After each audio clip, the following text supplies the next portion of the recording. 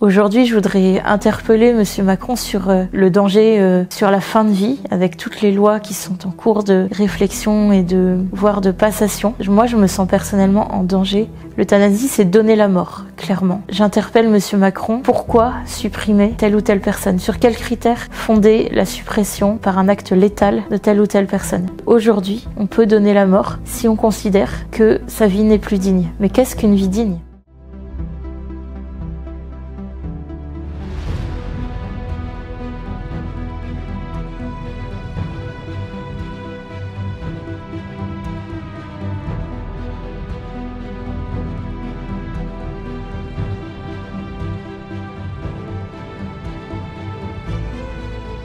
En avril 2018, j'ai rencontré Emmanuel Macron. J'avais été invitée à cette conférence des évêques de France donnée au Collège des Bernardins. Et le président Emmanuel Macron, je ne savais pas si je le verrais ou pas. En tout cas, je suis allée écouter son discours qu'il a prononcé devant les évêques de France. Nous étions quelques personnes avec un handicap, donc placées au premier rang. Et à la fin de son discours, le président s'est approché de nous, personnes avec un handicap.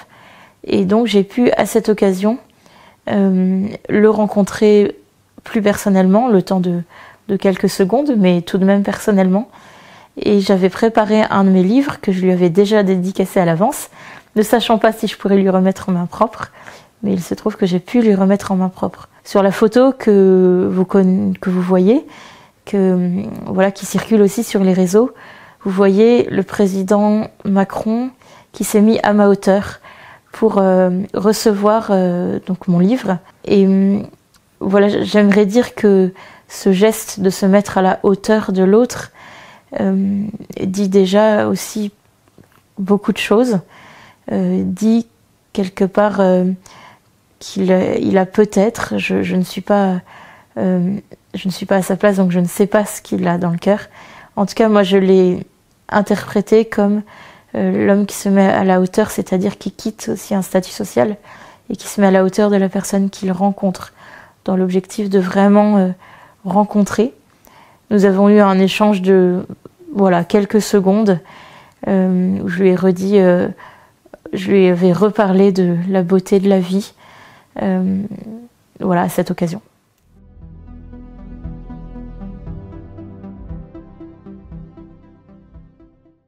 Aujourd'hui, je voudrais interpeller Monsieur Macron sur le danger sur la fin de vie, avec toutes les lois qui sont en cours de réflexion et voire de passation dans notre pays. Le danger, en fait, moi je me sens personnellement en danger face à tout ce qui peut arriver sur ce mot qu'on ne veut pas prononcer, mais notamment l'euthanasie. L'euthanasie, c'est donner la mort, clairement. On ne peut pas dire autre chose. Et donc aujourd'hui, j'interpelle Monsieur Macron sur pourquoi supprimer telle ou telle personne. Sur quels critères fonder la suppression par un acte létal de telle ou telle personne. Je suis une personne avec un handicap, donc avec une fragilité particulière, et pour autant, ça ne m'a jamais empêché de toute ma vie de réaliser des choses que peut-être j'aurais pensé impensables il y a encore quelques années. Voilà, j'ai interpellé Emmanuel Macron suite à la demande en fait de l'OCH de lui écrire personnellement et de l'interpeller dans une lettre ouverte suite à ce grand débat sur la fin de vie. Grand débat qui, je ne pouvais pas me taire en fait sur la fin de vie et sur ce qui peut arriver dans notre pays, qui est qu'aujourd'hui, on peut donner la mort si on considère que sa vie n'est plus digne. Mais qu'est-ce qu'une vie digne ?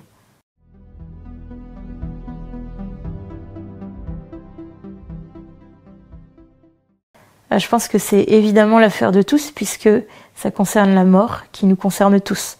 S'il y a bien une vérité, c'est qu'on est tous mortels. C'est-à-dire qu'on va tous mourir un jour. Et s'il y a autre chose de commun à tout homme, c'est bien qu'il est fragile. Notre condition humaine fait que nous sommes fragiles et que tous, j'en suis convaincue, nous connaissons une situation, ou en tout cas nous avons déjà rencontré dans notre vie, une situation, soit pour nous-mêmes, soit pour notre entourage, de fragilité ou côtoyer une personne avec un handicap, une personne âgée, une personne en fin de vie ou connu un deuil dans notre entourage. La fragilité, aujourd'hui, c'est quelque chose qu'on veut gommer. La mort, on veut la gommer. Quelque part, est-ce que ce n'est pas lunaire de penser qu'une société est immortelle? Aujourd'hui, j'interpelle vraiment, je pense, sur quelque chose qui dérange tellement les personnes qu'effectivement les objections vont sur pourquoi empêcher les autres de mourir et d'être libres finalement. Libre de choisir sa vie. Aujourd'hui, il faut être libre à tout prix pour tout, y compris pour sa vie. Mais nul n'est maître de sa vie. En fait, la vie, on la reçoit, et puis on ne sait pas quand on va mourir. Personne ne le sait. Ni Emmanuel Macron, ni moi, ni vous, ni personne. Personne ne sait sur cette terre quand est-ce qu'il va rendre son dernier souffle. Et aujourd'hui, on nous propose de choisir, quelque part d'avoir une maîtrise totale. On me propose d'avoir une maîtrise de ma propre vie.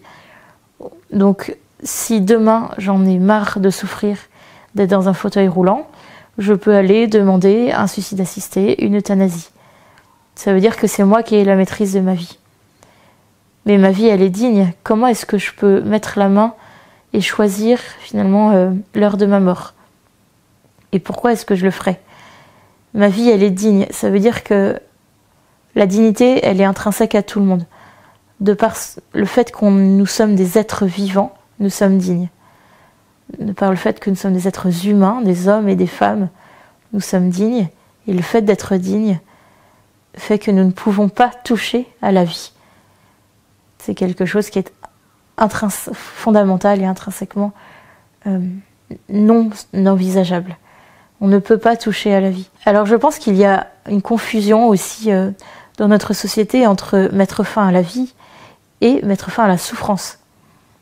Évidemment que je ne veux pas souffrir. C'est une évidence absolue. Et je crois que personne ne veut souffrir. Personne ne veut avoir des douleurs. Personne ne veut avoir mal. Personne ne veut agoniser dans des souffrances atroces. C'est évident. Et moi, la première, je ne le souhaite pas. Et pour autant, je ne souhaite pas mourir. Je souhaite qu'on allège ma souffrance, mais je ne souhaite pas qu'on supprime ma vie. Si on me propose une alternative où ma souffrance est allégée, diminuée, voire supprimée, mais tout en étant pleinement vivante, jusqu'au bout, alors pourquoi refuser? Et pourquoi demander la mort?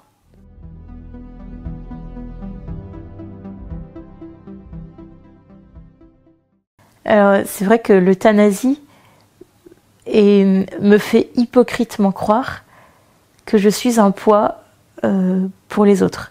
Ma vie, elle est trop lourde. Ma dépendance, elle est trop lourde à gérer. Je coûte cher à la société. Je suis un poids pour ceux qui m'aident au quotidien. Je suis un poids peut-être même pour moi-même. J'ai une empreinte CO2 trop élevée, peut-être encore. Je prends de la place à l'hôpital parce que j'ai besoin de soins. Donc j'occupe un lit en plus. Et cette loi, dans son hypocrisie, me fait croire effectivement que tout est de ma faute finalement. Et que pourquoi faire souffrir les autres? Pourquoi être un poids pour la société alors que d'une simple injection finalement, tout en douceur et dans les meilleures conditions, pour mon propre bonheur, si je peux dire ça, ou pour mettre fin à tout ce que j'endure, on peut d'un coup, en quelques secondes, me tuer. Et j'insiste sur le mot tuer. L'euthanasie, c'est tuer quelqu'un consciemment. Aujourd'hui, j'ai peur de l'euthanasie parce que à quel seuil est-ce que ma vie va devenir indigne? Finalement, à quel moment est-ce que le médecin va se dire là, la fille de Marie-Caroline n'est plus digne, il faut la supprimer. Voilà, à quel moment est-ce que qui peut juger de la dignité de la vie? Qui peut juger de ce critère finalement de cette limite au-dessus de laquelle je suis plus digne et donc on me tue? En dessous de laquelle je suis encore digne, donc on va me maintenir en vie. C'est absurde.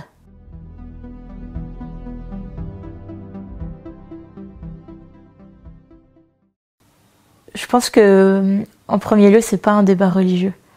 Parce que la mort, elle concerne tout le monde, quelle que soit sa croyance. Et la dignité concerne tout le monde. La fragilité concerne tout le monde. Et aujourd'hui, je crois que le grand mal de notre société, c'est qu'on nous fait croire que pour être heureux, finalement, il faut être absolument parfait en tout. Et donc, surtout, ne pas mourir, ne pas souffrir, ne pas montrer le moindre signe de vulnérabilité, mais être performant en toute chose, efficace, parfait, beau, immortel quelque part. Ça, quelle que soit la croyance. On nous fait croire à tous que une immortalité, finalement, on nous fait croire que presque c'est possible d'être immortel et que si le moindre grain de sable venait dans le rouage, il y a une solution qui est très simple, qui est une simple injection, et on met fin à tout ça. Après, effectivement, je suis chrétienne, catholique, pratiquante, et ma foi me soutient énormément évidemment dans mes convictions sur la vie, me donne cette espérance de croire que ma vie est digne et que surtout elle s'arrêtera naturellement à son terme quand Dieu le voudra, et que en aucun cas je ne peux avoir de main dessus. Alors, Boulevard Voltaire, je voudrais vous remercier parce que vous avez cette vérité, ce souci de la vérité en vous, d'aller creuser les sujets qui font mal, les sujets dont personne ne veut parler, dans un souci d'authenticité, de rencontre en vérité avec les autres, en mettant en lumière ce que le monde ne veut surtout pas voir. Et donc un immense merci, et je suis avec vous dans votre combat.